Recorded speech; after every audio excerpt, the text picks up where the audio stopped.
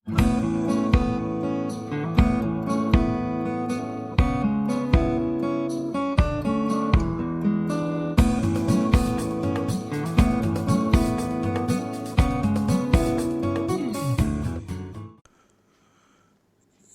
പ്രിയപ്പെട്ടവർക്കും ട്രേഡർ സ്ട്രീറ്റിൻ്റെ പുതിയൊരു വീഡിയോയിലേക്ക് സ്വാഗതം. നിഫ്റ്റി ഇവിടെ നോക്കിയാൽ അറിയാം. നിഫ്റ്റി ഓപ്പണിങ്ങിൽ നോക്കി CPRൻ്റെ ലോവർ ലെവലിൽ ഓപ്പണായി നേരെ പോയി ഇത് ചെയ്യുന്ന പ്രീവിയസ് ഡേ ഹൈ അടിക്കുന്നു, R1 അടിക്കുന്നു, R1 അടിച്ചിട്ട് ഇറങ്ങുന്നു. അപ്പം ഇവിടെ നോക്കിയറിയാം CPR ലെവൽ വെച്ച് നോക്കുകയാണെങ്കിൽ എന്ത് സൂപ്പറായിട്ടാണ് നമുക്ക് ചാൻസ് കിട്ടുന്നത്. ഇവിടെ R1 അടിച്ചതിന് ശേഷം ഇറങ്ങുമ്പോൾ നമ്മൾ ഇവിടെ ഒരു ചാൻസ് എടുത്താൽ മതി. ഈ ചെറിയൊരു റിസ്കിൽ ഒരു ചാൻസ് എടുത്ത് ഒരു പുട്ട് ഓപ്ഷൻ വാങ്ങിയാൽ അവിടുന്ന് എത്ര പോയിൻ്റാണ് ഇറങ്ങിപ്പോകുന്നത്? 285 എന്ന് 106 വരെ. 106 എന്ന് പറയുമ്പോൾ ഏകദേശം 169 പോയിൻറ്റ് വൺ സൈഡ് താഴെ പോയി ആ ഷെയർ ഇൻഡെക്സ്. അപ്പം ഓപ്ഷൻ നല്ല ഹ്യൂജ് പ്രോഫിറ്റ് ലഭിക്കാൻ പറ്റും. അതിന് ശേഷം നല്ല രീതിയിൽ കവറിങ് വന്നു, വീണ്ടും പോയി ഈ ലെവലിൻ്റെ ഈ ഹൈയുടെ മുകളിൽ പോയി ഈ ഹൈയുടെ മുകളിൽ പോയി ട്രേഡായി. പക്ഷേങ്കിൽ ഇവിടെ നോക്കിയാൽ അടുത്ത ലെവലിലോട്ട് പോകുന്നില്ല. അടുത്ത ലെവലിൽ പോകാതെ തിരിച്ച് വീണ്ടും പഴയ ലെവൽ തന്നെ കട്ട് ചെയ്യുവാണെങ്കിൽ വീണ്ടും വൺ സൈഡ് താഴോട്ട് പോകാനാണ് ചാൻസ്. ഞാനിപ്പോഴും പറയാറുണ്ട്. റയർ ടൈമിൽ മാത്രമേ ഉള്ളൂ തിരിച്ച് വീണ്ടും കയറി പോകുന്നു. ഇത് നോക്കിയാൽ അതിന് ശേഷം ഇവിടെ വീണ്ടും ഒരു ചാൻസ് എഴുതുന്നു. നേരത്തെ ഉള്ള എന്നെ കാട്ടി ലോയിൽ മാർക്കറ്റ് അടിച്ചു പോയി. അപ്പോൾ മാർക്കറ്റ് നോക്കുക, കണ്ടിന്യൂസ് നമ്മൾ നോക്കിയാൽ മാർക്കറ്റ് സെല്ലിങ് പ്രഷറാണ് കൂടുതൽ. അതായത് മാർക്കറ്റ് വീക്കാണ്. പിന്നെ ഏതെങ്കിലും ഷെയർസിൻ്റെയൊക്കെ നല്ല റിസൾട്ട്, അല്ല ഹെവി വെയിറ്റ് ഷെയറിൻ്റെ നല്ല റിസൾട്ട് വരികയോ അല്ലെങ്കിൽ എന്തെങ്കിലും നല്ല ന്യൂസ് വരുന്നതിൻ്റെ ഒരു എഫക്റ്റിൽ കുറച്ച് കയറി നിൽക്കുക, അതിനെക്കാട്ടി സ്പീഡിൽ ഇറങ്ങിപ്പോരും.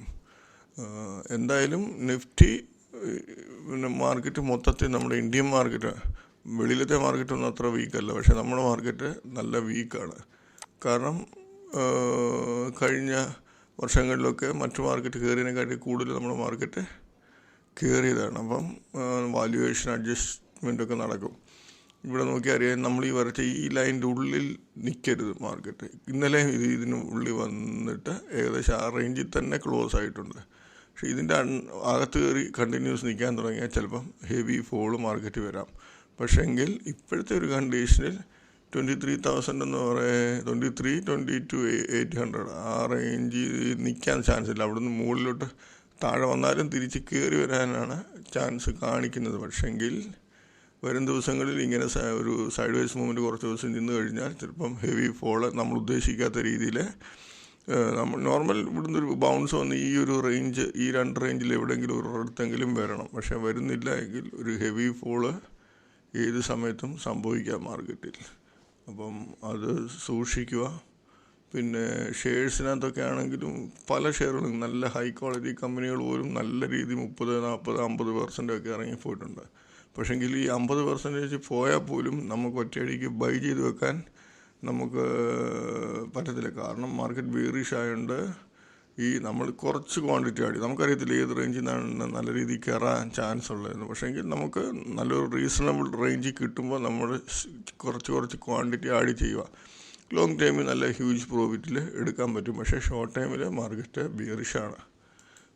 പിന്നെ പല ഷെയറുകളിലും നമുക്ക് ചാൻസ് കിട്ടും, നല്ല ചാൻസ് 5 to 10% ഒക്കെ ഈസി ആയിട്ട് കിട്ടും. പക്ഷേങ്കിൽ ഈ ക്വാർട്ടറിൻ്റെ റിസൾട്ടൊക്കെ വരുമ്പം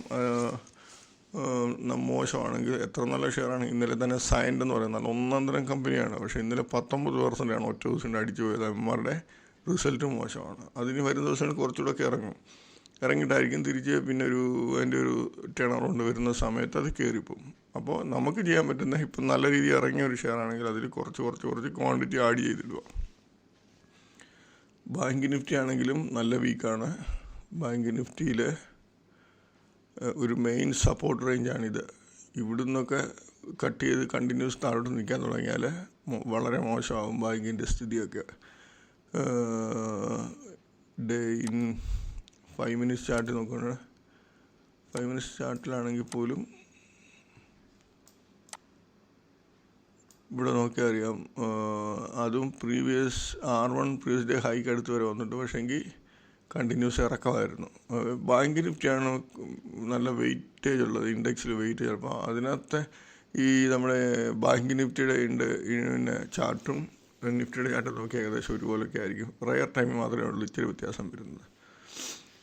അപ്പോൾ നമ്മൾ കഴിഞ്ഞ ദിവസം നമ്മൾ ട്രേഡിങ്ങിന് വേണ്ടി എടുത്തിരുന്ന ഷെയറുകളാണ് ഈ കാണുന്നത്. ഇതിനകത്ത് നമ്മൾ ഏകദേശം ഒരു നമുക്ക് നമ്മുടേതായിട്ടുള്ള രീതിയിൽ നല്ല അടിപൊളി ചാൻസ് ഒരു 7-8 ഷെയർ തന്നിട്ടുണ്ട്. ഞാൻ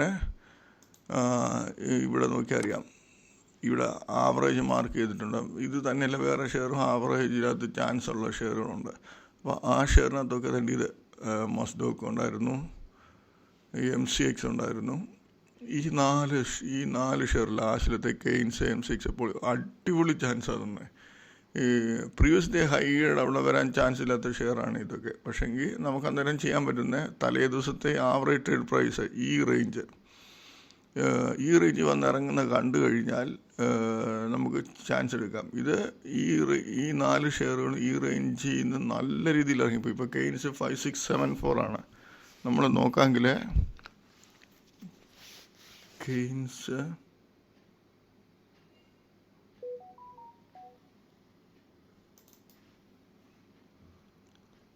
അത് ഹൈ തന്നെ 58 വരെ പോയി. പക്ഷെ നമ്മൾ അവിടെ ഒന്നും ചെയ്യത്തില്ല. നമുക്ക് ചെയ്യാൻ പറ്റുന്നത് 5674 താഴെ നിൽക്കുന്ന കണ്ടാൽ നമുക്ക് ചാൻസ് എടുക്കാം. 56 അവിടെ നിന്ന് എടുത്തു കഴിഞ്ഞാൽ നമുക്ക് 5583 ഏകദേശം 100 പോയിൻറ്റിൻ്റെ ഇത് കിട്ടുന്നുണ്ട്. അതുപോലെ വേറെ ഷെയർ ഏതായിരുന്നു, പോളിക്യാബിനകത്ത്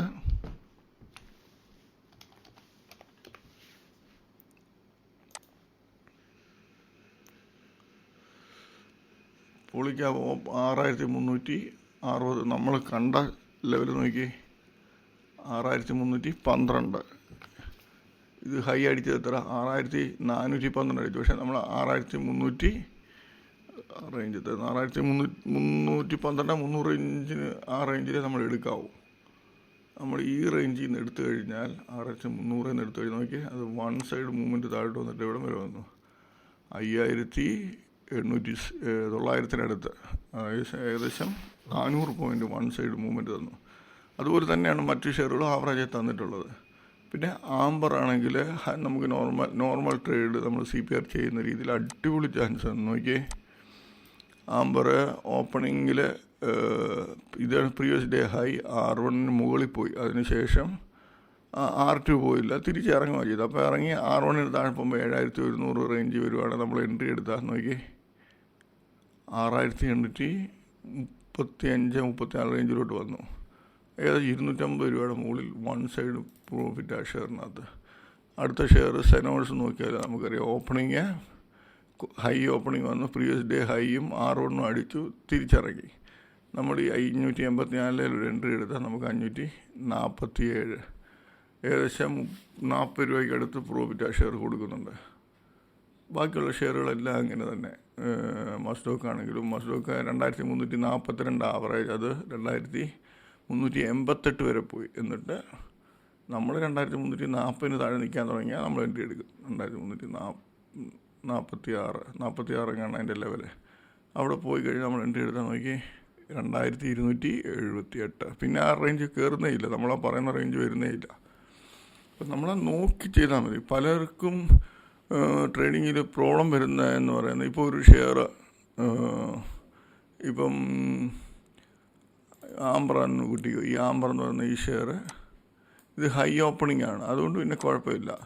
ഇത് താഴെ ഓപ്പൺ ചെയ്ത് ഈ ഷെയർ ഈ പ്രീവിയസ് ഡേ ഹൈയുടെ അടുത്ത് വരെ വന്നിട്ട് കുറച്ചിങ്ങോട്ട് ഇറങ്ങുമ്പോൾ ആൾക്കാർ ഓർക്കും അത് ഇവിടുന്ന് അങ്ങ് പോവും, R1 ഈ പ്രീവിയസ് ഡേ ഹൈ അടിക്കാതെ തന്നെ ഇറങ്ങുന്നോർത്ത് അവിടെ എൻട്രി എടുക്കും. നമ്മളൊരിക്കലും അങ്ങനെ ചെയ്യരുത്.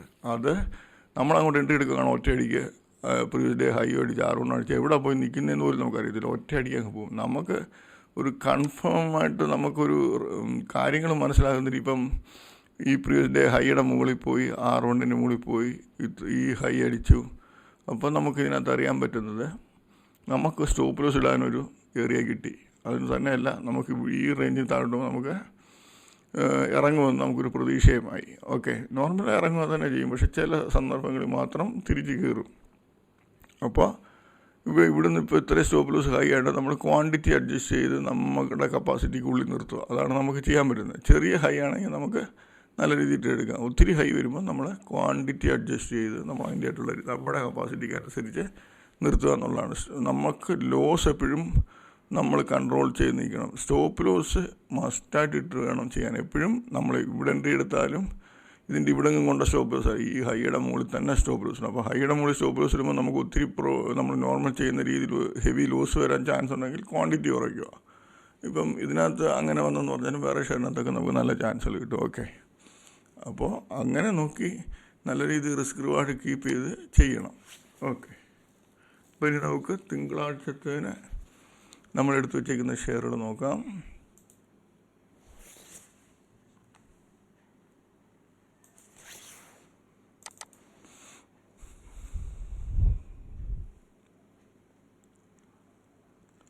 തിങ്കളാഴ്ചത്തേന് നമ്മളെടുത്ത് വെച്ചേക്കുന്ന ഷെയറുകളാണ് 12 ഷെയർ എടുത്തിട്ടുണ്ട്. 12 ഷെയറിൽ ഈ ഷെയർ സൂക്ഷിച്ചേ ചെയ്യുക. ലോറസ് ലാബ് എന്ന് പറയുന്നത് ഇതിൻ്റെ റിസൾട്ട് നല്ല റിസൾട്ടാണ്.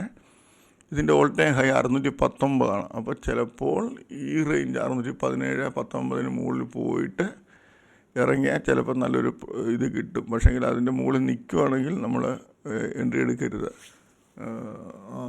റിസൾട്ട് നല്ല റിസൾട്ടാണ്. ആംബറിനകത്തും 973 ഇത് കണ്ടില്ലേ, ക്ലോസിങ് 973, ആവറേജ് 6979. അപ്പം നമുക്കിതിനകത്ത് ചാൻസ് തരാൻ സാധ്യതയുള്ള എങ്ങനെയാണെന്ന് വെച്ചാൽ ഇത് CPR ലെവലിൻ്റെ മുകളിൽ ഒരു പ്രാവശ്യം പോയി ട്രേഡാകാൻ ചാൻസ് ഉണ്ട്. അതായത് 7044 മുകളിൽ പോയി ട്രേഡായിട്ട് തിരിച്ചിറങ്ങുകയാണെങ്കിൽ അവിടെ നമുക്കൊരു ചാൻസ് ഉണ്ട്. ഇപ്പോൾ 7060, 7070 ഒക്കെ പോയിട്ട് ഈ 7044 താഴെ ട്രേഡായി നിൽക്കാൻ തുടങ്ങിയാൽ നമുക്കൊരു ചാൻസ് എടുക്കാം. പക്ഷേ ആ ഹൈയുടെ മുകളിൽ സ്റ്റോപ്പ് ലോസ് ഇട്ട് വേണം ട്രേഡ് എടുക്കാം. എംഫാസിസ് എന്ന് പറഞ്ഞ ഷെയർ ലാസ്റ്റ് ടൈം മൂവ്മെൻറ്റിലാണ് ഈ ഷെയർ കയറിയേക്കുന്നതെന്ന് തോന്നുന്നു. അപ്പോൾ ഇത് ഈ ഹൈയോ R1 അടിച്ചിട്ട് തിരിച്ചിറങ്ങുകയാണെങ്കിൽ ചാൻസ് എടുക്കാം. ടോറൻറ്റ് പവർ R1 റേഞ്ച് പോയിട്ട് ഇറങ്ങുകയാണെങ്കിൽ നല്ലൊരു ചാൻസ് കിട്ടാൻ സാധ്യതയുണ്ട്. റെയ്മണ്ടിനകത്ത് ഇവിടെ നോക്കിയാൽ അറിയാം, R1ഉം പ്രീവിയസ് ഡേ ഹൈയും ഒരേപോലെയാണ്, ഏകദേശം അടുത്താണ്. അപ്പോൾ ഇതുപോലെ അടുത്ത് വരുന്ന ഷെയർസിനകത്ത് ഈ 2 ലെവലിൻ്റെ മുകളിൽ പോയിട്ട് തിരിച്ച് ഈ 2 ലെവലിൻ്റെ താഴെ പോയാൽ നല്ലൊരു ഇറക്കം ഇറങ്ങാൻ ചാൻസ് കൂടുതലാണ്. അങ്ങനെ ഇറങ്ങിയിട്ട് പിന്നെ തിരിച്ച് ഈ 2 ലെവലിൻ്റെ മുകളിൽ തിരിച്ച് വീണ്ടും കയറി ഹൈ അടിച്ചാൽ വൺ സൈഡ് മുകളിലോട്ട് പറന്ന് കയറാനുള്ള ചാൻസും ഉണ്ട്. 2 രീതിയിലും നമുക്ക് അതിനകത്ത് ട്രേഡ് എടുക്കാം. FSLനകത്തും സെയിം അതുപോലെ തന്നെ നോക്കി, R1ഉം പിന്നെ പ്രീവിയസ് ഡേ ഹൈയും ഒരേപോലെയാണ്, ഏകദേശം അടുത്താണ്. 1-1.5 രൂപ 2 രൂപയുടെ വ്യത്യാസമുള്ളൂ. അപ്പോൾ ഈ റേഞ്ച് 2ൻ്റെ വന്നിട്ട് ഈ 2 റേഞ്ചിൻ്റെ താഴെ പോകണമെങ്കിൽ നമുക്ക് നല്ലൊരു എൻട്രി കിട്ടാൻ ചാൻസ് കൂടുതൽ. അതല്ല പിന്നെയും തിരിച്ച് കയറുവാണെങ്കിൽ ഈ R2 ലെവലിൽ നമുക്ക് ചാൻസ് കിട്ടുവാണെങ്കിൽ അടിപൊളി ചാൻസ് ആയിരിക്കും. 5 സ്റ്റാർ നോക്കുകയും ചെയ്യാം. ഇത് മോർണിംഗിലൊക്കെ ചെറിയ വോളിയത്തിൽ ഹെവി മൂവ്മെൻറ്റ് നടക്കുന്ന ഷെയർ. അപ്പം അതിനകത്ത് നമുക്ക് R2 വന്നിട്ട് ഇറങ്ങുവാണെങ്കിൽ നമുക്ക് നല്ലൊരു ചാൻസ് കിട്ടും. ഇവിടെയൊക്കെ വരികയാണെങ്കിൽ എൻട്രി എടുക്കാം. പക്ഷേങ്കിൽ പെട്ടെന്ന് തന്നെ ബുക്ക് ചെയ്ത് മാറണം. CLG ഗേറ്റിനകത്ത് അതും R2 റേഞ്ചിൽ നിന്ന് കിട്ടുവാണെങ്കിൽ നല്ലതാണ്.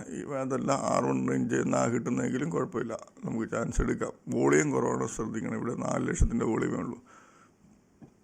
ഈ KFinTech എന്ന് പറയുന്ന ഷെയറും റിസൾട്ട് കുഴപ്പമില്ലാത്ത റിസൾട്ട്. എന്നാലും ഇതിൻ്റെ ആവറേജ് നോക്കി 1198. ഇത് ഈ ഹൈ അടിക്കാതെ ഈ വീക്കായിട്ട് ട്രേഡ് ആവുകയാണെങ്കിൽ ഈ ആവറേജ് വന്നിട്ട് ഇറങ്ങുകയാണെങ്കിൽ നമുക്ക് ചാൻസ് എടുക്കാം, നല്ല ചാൻസ് കിട്ടാൻ സാധ്യതയുണ്ട്. ജിൻദാൽ വേൾഡ് അതും ഈ R1 അല്ലെ R2 റേഞ്ചിൽ നിന്ന് നല്ല ചാൻസ് കിട്ടാൻ സാധ്യതയുണ്ട്. CGCL എന്ന് പറയുന്ന ഷെയർ R1 ഹൈ അടിച്ചിട്ട് 2 ലെവലിലും താഴെ ഇറങ്ങുകയാണെങ്കിൽ നല്ല രീതിയിൽ ഇറങ്ങി വരാം.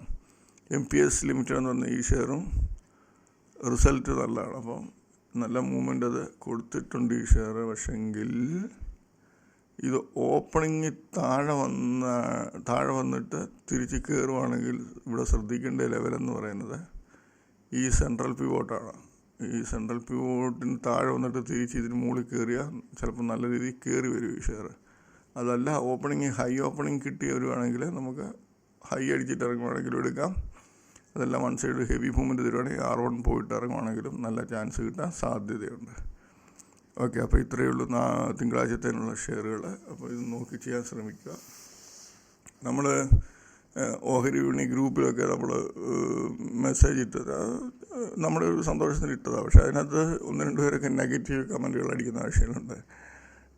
ഇൻട്രാഡേയിലൊക്കെ ഹെവി ആയിട്ട് ലോസേ വരുത്തുള്ളൂ, അങ്ങനെ അതൊക്കെ എന്ന് പറയുന്ന അവരുടെ കുഴപ്പമാണത്. അല്ലാതെ ഇൻട്രാഡേയിൽ എത്രയോ ആൾക്കാർ ഓപ്ഷൻസിനകത്തും പിന്നെ ഷെയർസിനകത്തും നല്ല രീതിയിൽ പ്രോഫിറ്റ് എടുക്കുന്നുണ്ട്. അത് ഒത്തിരി ആൾക്കാരൊന്നും പബ്ലിക്ക് വരുത്തില്ല.